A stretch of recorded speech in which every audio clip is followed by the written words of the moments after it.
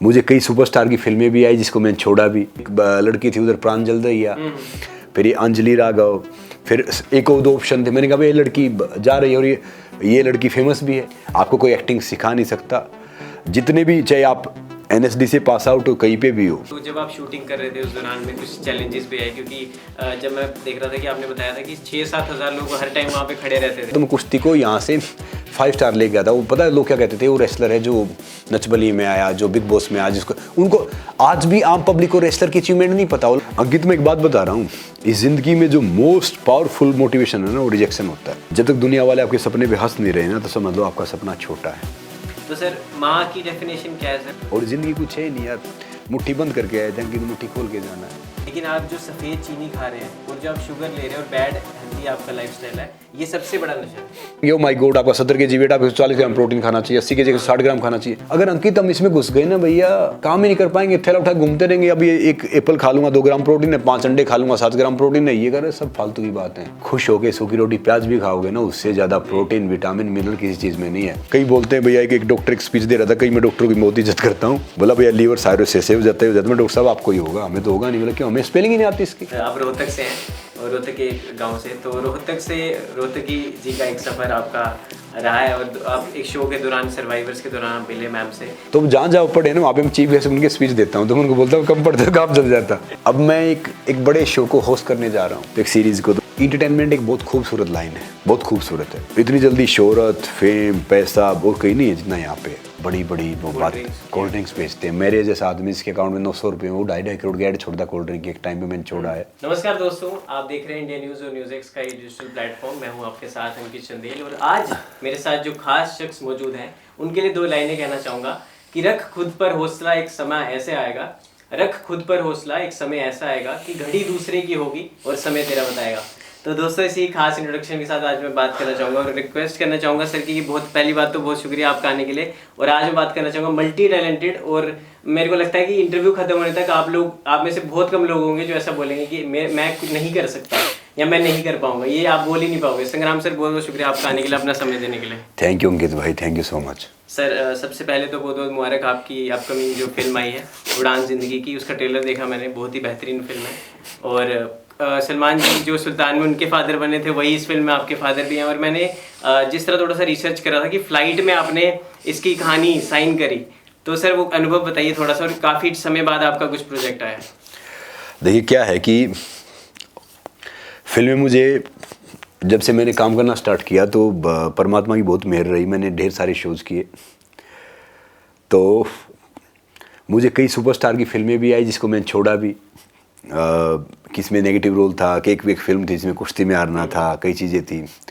तो ये हरियाणा CMO मेरे काफ़ी अच्छे मित्र हैं, मतलब खट्टर साहब, तो उनसे मेरा बड़ा अच्छा बनता है।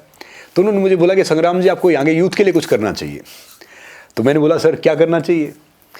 तो उन्होंने बोला कि यहाँ का यूथ है ना, नशे में है या बदमाशी वाले भी कुछ गाने सुनता है, फिल्में देखता है। तो मैं सोच रहा था क्या करें क्या करें।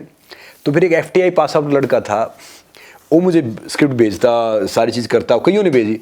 तो मैं उस दिन मैं दुबई जा रहा था, तो मैंने फ़्लाइट में वो मेल खुल गया और मैंने देखा, तो मैंने इसको सेव कर लिया और मैं पूरे 3.5 घंटे उस स्क्रिप्ट को पढ़ता हुआ गया। मैंने कहा भाई ये फिल्म तो अच्छी है, ये तो करना चाहिए। मैंने दुबई पहुँचते उसको फ़ोन किया कि मैं ये फिल्म, हाँ दीपक को, मैं दीपक ये फिल्म में कर रहा हूँ, मगर मेक श्योर करना कि इसका ट्रीटमेंट और इसकी सारी चीज़ें वो होनी चाहिए जो बहुत सही हैं। तो फिर इन्होंने वहाँ के जो नोटेबल आर्टिस्ट थे वो लिए, जैसे इन्होंने मुझे जो नवीन जी हैं उसमें मेरे फादर बने हैं, एक अंजलि है, वो 2-3 ऑप्शन दिए थे उनमें, मगर मैं 22 साल का 23 साल का एक लड़का प्ले कर रहा हूँ उसमें। तो वो अंजलि जी मेरे अनुसार वो जा रहे थे, तो मैंने कहा भाई ये लड़की ठीक है। तो इन्होंने मुझे ऑप्शन दिए थे, एक लड़की थी उधर प्रांजल दहिया, फिर ये अंजलि राघव, फिर एक और 2 ऑप्शन थे। मैंने कहा भाई ये लड़की जा रही है और ये लड़की फेमस भी है, तो अच्छी बात है। तो फिर वो एक अनुभव अलग था। पहले मैंने फिल्में की हैं कई, तब पता नहीं था कि काम सही क्या है या नहीं है। कुछ ऐसी फिल्में की जो सर्वाइव करने के लिए की हैं, ढेर सारे शो किए हैं, मगर एक फिल्म करने वाला था मैं श्याम बेनेगल साहब के साथ। 3 साल मैंने लगा दिए, मैंने बहुत सीखा उनसे। अनाउंसमेंट हो गया, अगर फिल्म नहीं बनी, मगर श्याम बेनेगल साहब से मैंने सीखा। मैं इंडिया के फर्स्ट ओलंपिक मेडलिस्ट की बायोपिक करने वाला था। मैंने उनसे सीखा कि एक्टिंग नहीं करना, एक्टिंग होती है। आपको कोई एक्टिंग सिखा नहीं सकता, जितने भी, चाहे आप NSD से पास आउट हो, कहीं पे भी हो, आपको आपका अनुभव आपसे एक्टिंग करवाता है। आपको खड़ा होना सिखा देंगे, आपको हेयर स्टाइल सिखा देंगे, आपको कपड़े पहनने का ढंग, आपको हर चीज़ सिखा देंगे, मगर एक्टिंग आपका अनुभव आपको सिखाता है, और वो अनुभव वो वहाँ पे डेवलप कर देंगे या बाकी चीज़ें कर देंगे। मगर ज़िंदगी में जो आपका अनुभव है ना, एक्टिंग सिर्फ तब करनी होती है, जो मैंने श्याम बेनेगल साहब, महेश भट्ट साहब, इनके साथ काम करके सीखा कि जब किसी दूसरे की ज़िंदगी जीनी होती है तो आपको एक्टिंग करनी है। तो फिर मैंने देखा, बाकी मुझे हर सप्ताह कोई ना कोई प्रोजेक्ट आता रहता था, जिस जो या बड़ा नहीं होता था, या कोई नेगेटिव रोल होता था, या बाकी चीज़ें होती थी। तो मेरा ये मानना है कि यार मैं बहुत सकारात्मक सोचता हूँ, पॉजिटिव इंसान है, तो पॉजिटिव चीज़ें करनी चाहिए जी। जिस तरह से पॉजिटिव एक और अगर इस चीज़ में आए, तो जब आप शूटिंग कर रहे थे उस दौरान में कुछ चैलेंजेस भी आए, क्योंकि जब मैं देख रहा था कि आपने बताया था कि 6-7 हज़ार लोग हर टाइम वहाँ पे खड़े रहते थे। क्या हुआ कि एक आपका होम टाउन है, आप हो, तो वैनिटी मैन के बारे में जब आता तो वहाँ पे हज़ारों की भीड़ रहती थी। एक बार रेलवे स्टेशन के पास कोई शूट करना था, इनको परमिशन होती कि भाई शूटिंग ही ले लो। इन्होंने क्या किया कि ट्रेन के टाइम पे रोड रोक दिया। अब रोड रोक दिया, वहाँ पे 6-7 हज़ार क्राउड हो गया, उससे ज़्यादा हो गया। मुझे क्या डर था कि ये पिटवाएंगे भैया, जो हमारा इंसान है ना, जो हमारे साइड के हैं, हरियाणा, यूपी, दिल्ली, पंजाब, राजस्थान, तो सब वो चिल्ला रहे। तो फिर वहाँ पे थोड़ी देर में फ़ोन किया शहर के SP से लेके सब आ गए, थोड़ी देर में सब कुछ हो गया। फिर वो बोले शूटिंग चल रही, तो मैंने उससे आग्रह किया, मैंने कहा जी, बोला परमिशन तो ये तो तेरी, मैंने कहा नहीं परमिशन ले रखी दी, अभी नए बच्चे सारे सब है। बोला संग्राम जी अब तो कोई बात नहीं, ट्रेन लेट हो गई, हमें भी शूटिंग देखनी है। तो मैंने कहा ठीक है। तो काफ़ी ऐसे बहुत इंसिडेंट हुए। एक बार नहर पे शूटिंग कर रहे थे, जो रोहतक के पास है, तो नहर पे शूटिंग कर रहे, उनका कोई अलग परमिशंस का होता है, कोई हमारा कैमरा मैन था, लाइट वाला लड़का था, पता नहीं क्या था, कि वो उसके उधर गिर गया। फिर देख रहे, मैंने कहा भैया देखो हर चीज़ में चैलेंज काफ़ी होते हैं। तो काफ़ी मौज मस्ती की, माइक लेके बोलता था कि भाई आप सबके लिए कर रहे हैं, तो फिर घर से खाना लेके आते थे। और जहाँ पे आप पढ़े हो, जहाँ पे आप बड़े हुए हो, तो शूटिंग कर रहे हो। एक हल्का सीन करना था, हल जोतने वाला। अब मैंने हल जोता मेरे दादाजी के साथ में। अब जो मेरे फादर साहब बने नवीन जी, प्रोफेसर है, उनको हल जोतना नहीं आता। तो मैंने कहा आप तो यहीं रहते हो रोहतक में, आपको चलाना चाहिए, मैंने जोत रखा है। पूरे गांव में हमें एक हल मुश्किल से मिला 4 गांव में। वो गांव सांगी खड वाली गांव था, और वो बैल है ना, हल वाले बैल थे ही नहीं, क्योंकि आजकल हल कोई जोतता नहीं। तो वो भी एक चैलेंज था। फिर शूटिंग के दौरान कभी तबीयत ऊपर नीचे हो जाए, कुछ हो जाए, मगर अलग अनुभव था। कई गांव में हमने शूटिंग की, तो अनुभव अलग था। और मेरा ये मानना है कि ये फिल्म थी जो बहुत मैसेजफुल थी, एक फादर बेटे के रिलेशन पे थी, तो अप्स एंड डाउन जो भी अप्स एंड डाउन अच्छा था। सर, जिस तरह एक तो आपको सभी भारतीय वासियों की तरफ से कमबैक की शुभकामनाएं, और आपने बीट भी किया पाकिस्तान को इंटरनेशनल लेवल पे, और पूरा मैंने फाइट देखी, वो काफ़ी बेहतरीन पूरी फाइट थी। और मैट पे 6 साल बाद आपने कमबैक किया, और अपने से एक तो 40 साल की उम्र में आपने अपने से छोटे को हराया, प्लस अपने से ज़्यादा वेट वाले को भी हरा दिया। तो वो लास्ट फटकी जब आपने मारी, तो मैं लास्ट तक देख रहा था, तो एक समा बंधा हुआ था, वो लास्ट में जब इंडियन शेयर कर रहे थे, जो फैंस वहाँ मौजूद थे, तो किस तरह का वो एक अनुभव था कि काफ़ी साल बाद आपने कमबैक करा? देखो क्या है कि जो स्पोर्ट्स पर्सन होता है ना, चाहे वो किसी भी स्पोर्ट्स से है, और जब तक जिंदा रहेगा ना, पहले वो स्पोर्ट्स पर्सन ही रहेगा। चाहे वो पायलट बन जाए, चाहे वो एंकर बन जाए, चाहे वो डॉक्टर बन जाए, चाहे वो एक्टर बन जाए। अब 2 साल से कुश्ती बहुत फेमस है, रेसलिंग, डिफरेंट कारण से। अब मुझे मौका मिला था रेसलिंग फेडरेशन ऑफ इंडिया का पहला ब्रांड एम्बेसडर बनने का, स्पीकर बनने का। तो मैंने ब्रिजभूषण जी के साथ भी काम किया है। और ये बजरंग, साक्षी, विनय से छोटे भाई बहन हैं, इनकी मैंने ग्रोथ देखी है कि यहाँ से उठ के ये चैंपियन बने हैं। तो अब मुझे नहीं पता कि भाई इनमें से क्या सही क्या गलत, मैं इस पर जाता है नहीं, क्योंकि मैं एमेच्योर रेसलिंग से काफ़ी दूर हूँ। मगर काफ़ी पेरेंट्स मुझे कह रहे थे कि भाई रेसलिंग डिफरेंट है, बल्कि रेसलिंग एक जेंटलमैना खेल है। जेंटलमैना खेल क्यों है? कुश्ती में कोई भी सिखाने के पैसे नहीं लेता, जूनियर सीनियर की इज्जत करते हैं। और कुश्ती मोस्टली वो उन घरों के बच्चे खेलते हैं जिनके घरों में बहुत रोजी रोटी का आर्थिक अभाव है, या वहाँ से आते हैं, और वहाँ से आके फिर वो चैंपियन बनते हैं। मुझे आज भी याद है जब सुशील ने मेडल जीता था 2008 में, तो उसने कुश्ती को जिंदा किया था, मॉडर्न कुश्ती को। जादव साहब के बाद में 44 साल बाद उनका मेडल आया या आई थिंक और थोड़ा सा लेट आया। तो फिर जब मैंने शो करना स्टार्ट किया, बाकी चीज़ करना स्टार्ट किया, तो मैं कुश्ती को यहाँ से 5 स्टार ले गया था। वो पता है लोग क्या कहते थे, वो रेसलर है जो नच बलिए में आया, जो बिग बॉस में आया, जिसको उनको आज भी आम पब्लिक को रेसलर की अचीवमेंट नहीं पता। ओलंपिक आता है हम जोश के देख लेते हैं, कॉमनवेल्थ आता है, एशियन गेम्स आते हैं हम देख लेते हैं, मगर क्योंकि हम कंटिन्यू नहीं रहते ना, तो वो भूल जाते हैं। क्योंकि क्रिकेट तो हम देखते रहते हैं कि ये यहाँ पे ये है या वहाँ पे ये। तो मैंने उनको बोला कि भाई जेंटलमैन खेल, और मेरा है ना ये खेल खेलना, कुश्ती में आना, ये जीतने हारने के लिए नहीं था, ये उन सब बच्चों के लिए था जिनकी आंखों में खेल का सपना है जी। तो मैं चाहता था कि स्पोर्ट्स आगे बढ़े, हारना जीतना मोहम्मद नो डाउट हो, एक यंग बच्चा है, छोटा है, उसका भविष्य है, स्पोर्ट्स में हारना जीतना चलता रहता, मगर क्या है कि भैया जब आप खेलते हो और ख़ासकर जब एक फ्लैग रहता है आपके यहाँ पे, तो फिर आपका उत्साह दुगना तिगुना हो जाता है। तो अब आना, कुश्ती के लिए जुड़ना, कुश्ती खेलने का मौका मिलना, ये मौका मिला, ये उस परमात्मा की मेहर है, तो खेलते रहो। बिल्कुल सर, आपका जो सफ़रनामा है उससे हम सब भी मोटिवेट होते रहते हैं। और सर थोड़ा सा पीछे जाते हैं आपकी जर्नी पे, जब आपकी ये कही हुई बात है कि रिजेक्शन ही मेरी मोटिवेशन रही है, और 3 साल की उम्र से 11 साल का वो सफ़र चाइल्डहुड, और आप जहाँ पे ज़िंदगी और मौत के बीच की आप लड़ाई लड़ रहे थे, और आज चैंपियन है, दुनिया भर से आपको प्यार मिलता है। तो थोड़ा जर्नी को थोड़ा एक्सप्लेन। अंकित, मैं एक बात बता रहा हूँ, इस ज़िंदगी में जो मोस्ट पावरफुल मोटिवेशन है ना, वो रिजेक्शन होता है जी। इस दुनिया को उन इंसानों ने बदला जिनको दुनिया कुछ करने बदलने के लायक नहीं समझती जी। और मैं एक बात हमेशा बोलता हूँ, जब तक दुनिया वाले आपके सपने पे हंस नहीं रहे ना, तो समझ लो आपका सपना छोटा है जी।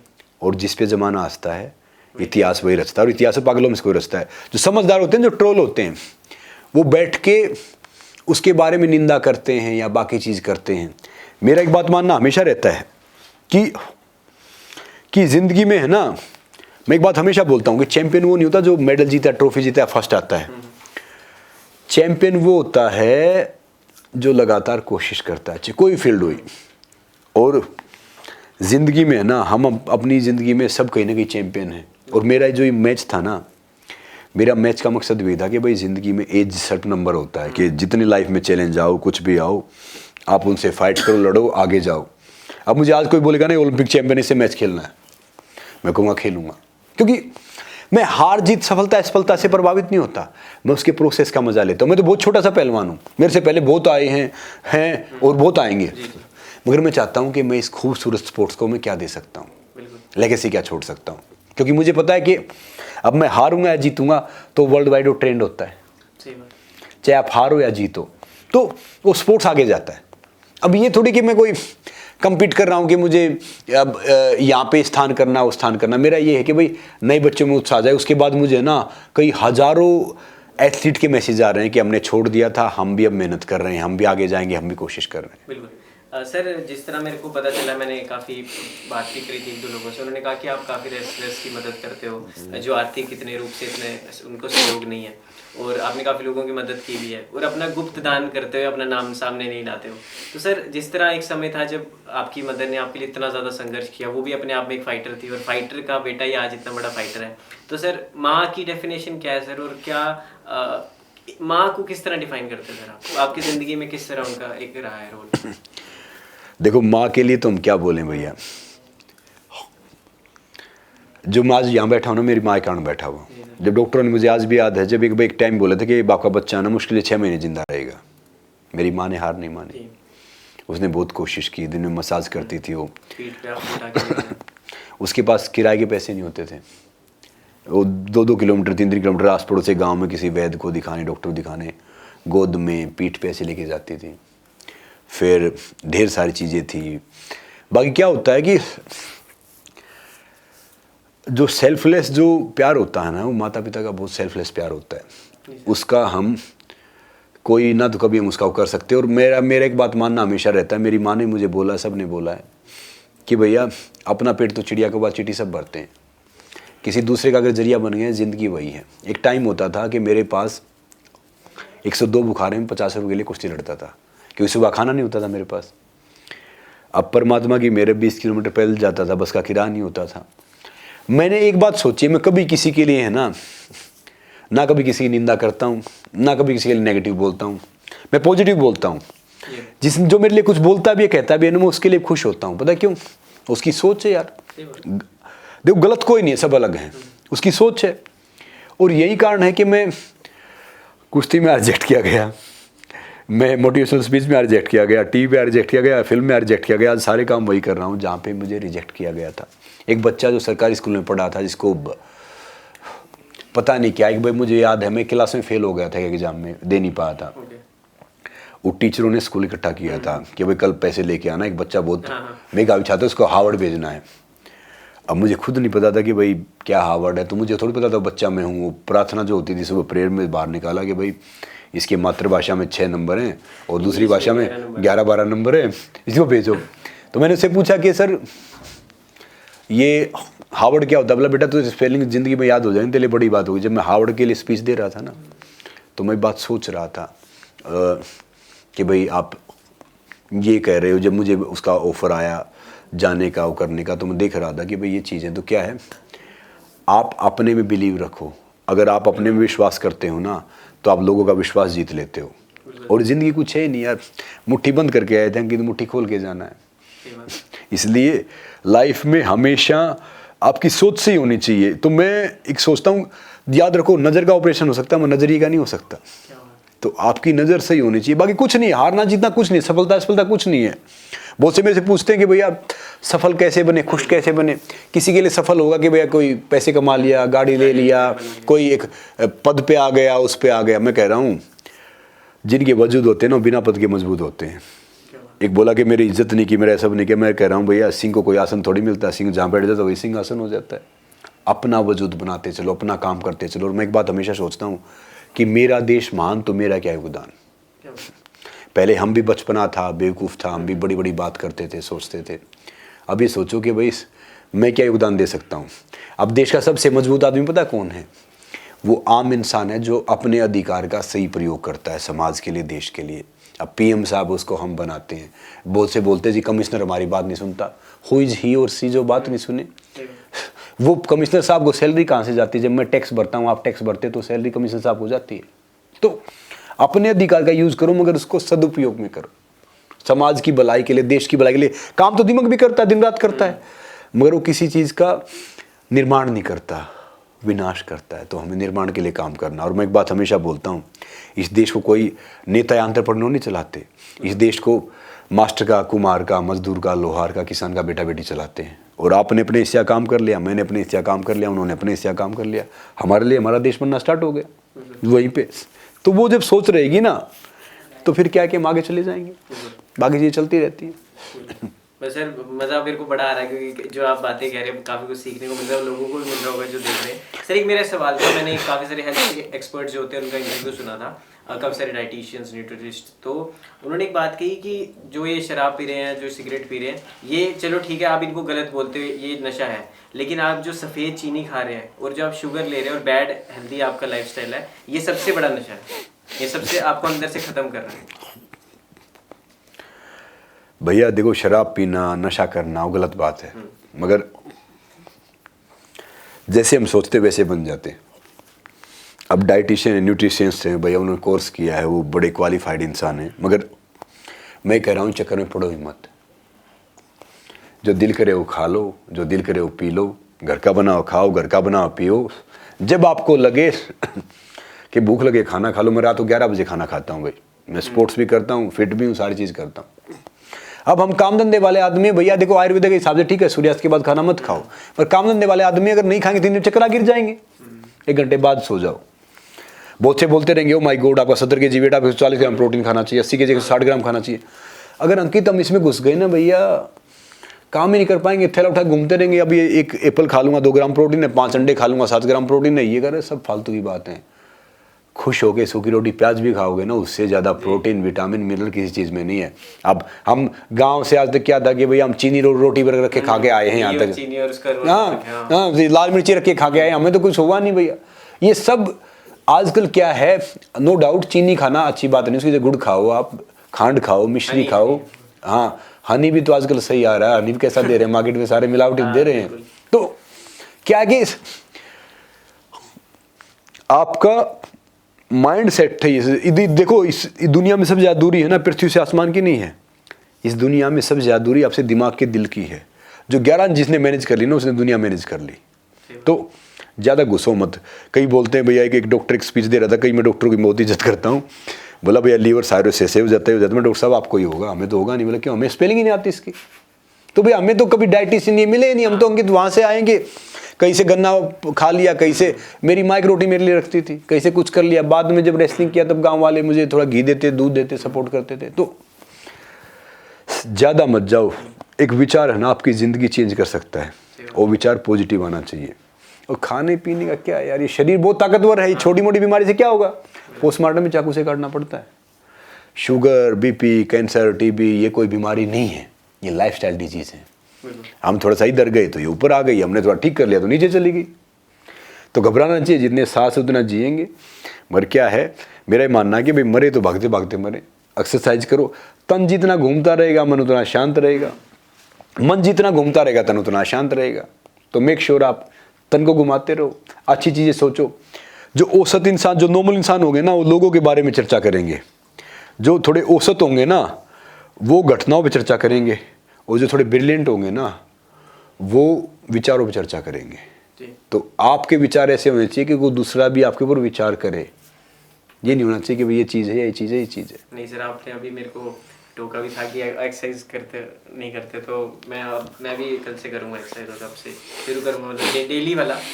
सर अगला एक सवाल है, रेसलिंग से एक्टिंग तक का सफ़र बड़ा एक आपका डिफरेंस रहा है, और आपने कहीं ऑफर ठुकराए भी हैं, कहीं करे भी हैं, और कहीं आपको बड़े सीनियर एक्टर्स के साथ बड़ा जो नाम है आज बॉलीवुड में, साउथ में, उनके नेगेटिव रोल पे भी ऑफर्स आए। तो सर अब क्या नया आने वाला है, और काफ़ी गाने भी आपके हरियाणवी आने वाले, मैं पढ़ रहा था, तो अब क्या नया है सर, अब 2024 में क्या नया लाने वाले हैं आप सर? अभी मेरी फिल्म अभी आई है, जो कल रिलीज हुई है। ये फिल्म भी बहुत अच्छी है, इसके जो रिव्यू हैं, मैंने देखी नहीं अभी तक, नहीं अच्छे में, मगर उसके रिव्यू अच्छे आ रहे हैं। दूसरा, मैंने जो गाने किए वहाँ पे बहुत मोटिवेशनल आने वाले हैं। एक लव सॉन्ग भी किया जो बहुत क्लीन है। बाकी अभी मेरे पास, मैं चाह रहा हूँ कि भैया देखो, पाइपलाइन में आपके बहुत कुछ रहता है, जब वो सामने आ जाए ना तो चीज़ें होती है। अब मैं एक वेब सीरीज़ आपको देखने को मिलेगी जो बहुत कमाल की है, उसकी शूटिंग में स्टार्ट करूँगा। आई होप कि अप्रैल एंड से या मई उससे, फिर शायद जून में फिर आपको मैच खेलता दिखूंगा। तो लाइफ का यही है कि अपने हाथ में कुछ नहीं है, अपने हाथ में प्रयास है। याद रखो, मेरी ज़िंदगी में कोई नो नाम का शब्द नहीं है। मेरी ज़िंदगी में नो का मतलब है नेक्स्ट अपॉर्चुनिटी, ना कोई एंड है। एंड का मतलब है एफर्ट्स नेवर डाई, ना कोई फेल है। फेल का मतलब है फर्स्ट अटेम्प्ट इन लाइफ। और मैं लाइफ ऐसे जीता हूँ कि अपना कुछ है ही नहीं। वो कहते हैं ना कि एक फ़कीर साहब ने बड़ी अच्छी बात बोली थी, मुझे याद है, वो बाबा जी थे। बोला, एक वो बहुत पढ़े लिखे थे, IIT IIM थे। वो कहीं घूमने गए ऋषिकेश, और वो सब देखे, उससे एक बाबा जी को देख के प्रभावित हो के बाबा बन गए। अब मैं भी उनसे मिलने चला गया, तो मैंने देखा यार ये आदमी तो कुछ अलग है, पढ़ा लिखा आदमी है, बहुत सही बात है। तो बोला, मैंने कहीं एक लाइन पढ़ी थी, वो आपको बता रहा हूँ। मैंने कहा बताओ। बोला कि मस्ती एक फ़कीर की पढ़ा गई ये पाठ, मस्ती एक फ़कीर की पढ़ा गई ये पाठ, गांठ में जिसके कुछ नहीं बस उसके ठाठ। तो भैया ज़िंदगी में अगर आप 3-5 के चक्कर में भागते रहोगे, जोड़ घटा गुणा भाग करते रहोगे, पैसे कमाने चक्कर में भागते रहोगे, तो 2 रोटी से 1 रोटी पे आ जाओगे। एथिकल रहो। लाइफ में 2 चीज़ें होती है, एथिकल, एक प्रैक्टिकल। एथिकल होना भले ही आपको कुछ ज़्यादा ना दे, मगर आपको सुकून देगा, आपको संतोष देगा, आपको अच्छी नींद देगा, अच्छी सेहत देगा। और जो अंदर से साफ है ना, वही चमकता है। तो क्लीन रहो। मैं उसमें बिलीव रखता हूँ, भले ही काम कितना करो नहीं करो, नोटेबल काम करो, और उस काम के थ्रू एक ऐसा मैसेज लेके आओ कि लोग आपसे कुछ सीखें, उसका कुछ फ़ायदा हो। सर अब थोड़ा सा प्यार मोहब्बत की बातें भी कर लेते हैं। आप रोहतक से हैं, और रोहतक के गांव से, तो रोहतक से रोहतकी जी का एक सफ़र आपका रहा है, और आप एक शो के दौरान, सर्वाइवर्स के दौरान आप मिले मैम से, तो किस तरह आप दोनों का बॉन्ड है? खट्टी मीठी केमिस्ट्री कैसी रहती है? या घर पे कौन रेसलर है, वो है या आप हैं, कौन है? देखो भैया, मोस्टली औरतों का क्या रहता है कि इंसान एक औरत के बिना कंप्लीट होता नहीं है, मगर जो शादी होने बाद औरत है ना, अपनी औलाद को छोड़ के सास की औलाद को सुधारने की कोशिश करती रहती है। तो हर घर में होता है। मगर क्या है कि इस दुनिया में बहुत से ऐसे इंसान होते हैं जो जैसे दिखते हैं वैसे होते हैं, बहुत कम होते हैं ऐसे इंसान।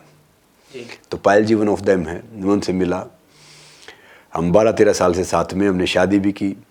तो मगर ठीक है, हम बिल्कुल अलग हैं। मैं नॉर्थ हूँ, साउथ है ना, हमारे विचार मिलते, ना हमारी बात मिलती, ना हमारा खान पान, कुछ भी नहीं मिलता।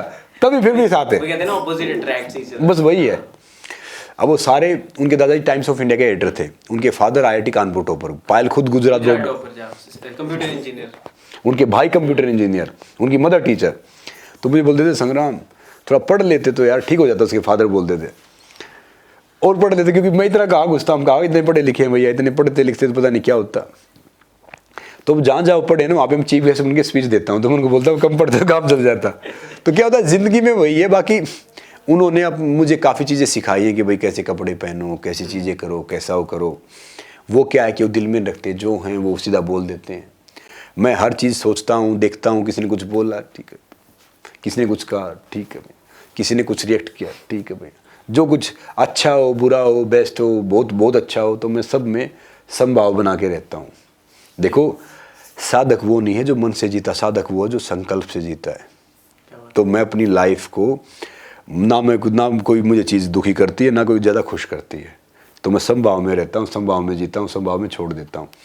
एक टाइम था 20 किलोमीटर पैदल चलते थे, बस का किराया नहीं होता था, पैरों में जूते नहीं होते थे, कुछ नहीं होता था। आज मैं वहाँ जाता हूँ भाई, भले आप बिज़नेस क्लास में जाओ, भले आप कहीं पे जाओ, भले आप वर्ल्ड वाइड जाओ, मगर वो बच्चा मैं आज भी रखता हूँ जिसको कोई किसी दूसरा साइकिल मिल जाता तो उस पर बैठ के सोचता दुनिया उसकी है, तो उस बच्चे को जिंदा रखता हूँ, मरने नहीं देता। तो ज़िंदगी भी यही है, बस लगे रहो, छोड़ो मत। और एक फीमेल क्या होती है कि भैया एक इंसान को कंप्लीट करती है, बगैर फीमेल के एक इंसान कंप्लीट होता नहीं है। चाहे आप वो हंस के कंप्लीट हो लो, चाहे वो झगड़े कंप्लीट हो लो, चाहे आप कुछ कर लो। देखो एक औरत एक इंसान को समाज में लेके आती है, पहला शब्द बोलना सिखाती है, पहला कदम रखना सिखाती है, एक्चुअली जेंटलमैन एक औरत बनाती है। उसके बावजूद भी इस माँ, बहन, बेटी, बीवी को अगर हमें अधिकारों देने पड़ेंगे, बात करेंगे, तो फिर तो फ़ायदा नहीं है। सर आखिरी सवाल आपसे कि जिस तरह आपने काफ़ी सारे रियलिटी शोज़ किए हैं और आप कई शोज़ का फाइनलिस्ट भी रहे हैं, तो ये पूछना चाहूँगा कि और कोई शो में जाने का भी प्लान है या फिर ऑफर आ रहे हैं, किस तरह क्या है कुछ? मैंने यार बहुत शो किया, एक डांस का शो किया था, मैं बारात में डांस नहीं कर सकता था, अब फिर एक डांस की शो में बुला था, पीछे चल रहा था, मैं रेसलिंग की तैयारी में था। तो मेरा ये मानना है कि लाइफ में ढेर सारी चीज़ें आती हैं, मगर कई चीज़ें वो हम करते हैं जिनके जो लगता है कि भाई हमारे लिए परफेक्ट हैं। अब मैं एक बड़े शो को होस्ट करने जा रहा हूँ, तो एक सीरीज़ को, तो मेरा ये मानना है कि भाई इसका भी आनंद उठा लें। पहले एक दो होस्ट किया, स्पोर्ट्स का भी होस्ट कर लें, तो मैं एट ए टाइम वो लेता हूँ। अब जैसे मैं स्पोर्ट्स मिनिस्ट्री से आप फिट इंडिया आइकन जोड़ो, एक बच्चा जो कभी चल नहीं सकता था, जो फिट इंडिया आइकन एम्बेसडर है, वो एक डिफरेंट है। मगर क्या है कि इंटरटेनमेंट एक बहुत खूबसूरत लाइन है, बहुत खूबसूरत है। इतनी जल्दी शोहरत, फेम, पैसा और कहीं नहीं है जितना यहाँ पे है। वो कहते हैं इंटरटेनमेंट खराब नहीं है, जैसे पुलिस को बोलते रिश्वत लेते, पुलिस का नंबर तो बहुत बाद में आता है भैया, पहले तो बहुत पुलिस नहीं हो तो काम ही नहीं चल सकता। तो कोई लाइन खराब नहीं, कोई कुछ नहीं, सब अच्छे हैं। उम्मीद करता हूँ कि जो भी चीज़ आएगी, जो परमात्मा चीज़ देगा वो मनोदा बेहतर देगा। बाकी मैं शायद भी हूँ नहीं कि भाई किसी से बोलूँ कि काम में दे दो या वो कर दो। अब मेरे जैसे आदमी को, इंसान को परमात्मा ऊपर लेके जाएगा तो ढेर सारे घरों में चूल्हा चौका जलाने का जरिया बनेगा। क्योंकि चाय कॉफ़ी तक मैं पीता नहीं यार, दूसरे की बहन बेटी हमारी बहन बेटी, दूसरे का पैसा उसका पैसा, तो हम क्या वो करेंगे। यही सोचना है कि हर जगह जाएंगे कुछ अच्छा ही करेंगे, अच्छा ही करने की कोशिश करेंगे, वो सद्बुद्धि देगा, हम तो सिर्फ जरिया बन सकते हैं। तो आपको उम्मीद रही अगर इस साल ठीक रहा तो आपको कोई एक नया शो या कुछ चीज़ होस्ट करते दिखाई देंगे। या एक शो में मेरा जाने का बहुत मन था और शो का कंपटीशन बहुत हाई है, तो शायद अगली बार जाऊंगा मैं उसमें। नाम लेना चाहेंगे? जैसे एक बार मैं ऐसे बाइचिंग भूटिया दोस्त है मेरे, तो एक शो कर रहे थे झलक दिखला जा। अच्छा। तो मुझे भी एक बार उन डांस का शो ने अप्रोच किया था, तब मैं कहीं बिजी था, तो शो के विनर बने। तो मैंने कहा शुक्र है आप तो विनर बन गए, कोई मेरे जैसा आदमी होता तो पहले एपिसोड में चला था, क्योंकि उसका एक लेवल डिफरेंट रहता है, वो एक लेवल डिफरेंट है। तो फिर उन्होंने बोला कि भैया ये चीज़ ये है, ये चीज़ ये है। मैंने कहा नहीं इसमें ज़रूर आएंगे और तैयार करके आएंगे भैया कि इस राउंड तक जाएं। तो ऐसे मैं हंस रहा था, छोटा बड़ा छोटा कोई होता नहीं। अब मुझे कई शो वाले बोलते कि जी आप तो ये करोगे, आप तो वो करोगे। मैं अपने नाम की नौकरी करता हूँ। मैं ना पैसे के लिए काम करता, ना किसी चीज़ के लिए काम करता। मैं काम वो करता हूँ, पहले किया पैसे के लिए, रोजी रोटी सर्वाइव करने के लिए। अब काम वो करता हूँ कि उस काम से कोई किसी को फ़ायदा हो, प्रभावित हो, कोई अच्छा मैसेज जाए। जैसे मैंने आजकल मैं देखता हूँ, मुझे बहुत पेन होता है कि नोटेबल स्पोर्ट्स पर्सन है, नोटेबल एक्टर हैं, गुटखा बेचते, तंबाकू बेचते हैं, बड़ी बड़ी वो बात कोल्ड ड्रिंक्स बेचते हैं। मेरे जैसा आदमी इसके अकाउंट में 900 रुपये, वो 2.5 करोड़ की ऐड छोड़ता कोल्ड ड्रिंक की, एक टाइम पे मैंने छोड़ा है। तो इसलिए मैं सोचता हूँ कि भाई सबको बोलता हूँ कि अपने हीरो देख के चुनो। आपके हीरो वो नहीं है ना पर्दे वाले, ना खेलने वाले, ना कोई भी। आपका हीरो वो इंसान है, हर इंसान जो अपने समाज और देश के लिए अच्छा काम करता है। ही और सी इज योर हीरो। तो मैं वही चीज़ सोचता हूँ कि भाई लाइफ में जहाँ पे भी जाओ, जहाँ से भी स्टार्ट करो, याद रखो अगर आपकी ज़िंदगी में जो आपको प्राप्त है ना, अगर वो पर्याप्त है तो फिर आपकी लाइफ में कोई दिक्कत ही नहीं है। राम और रावण में फ़र्क क्या था?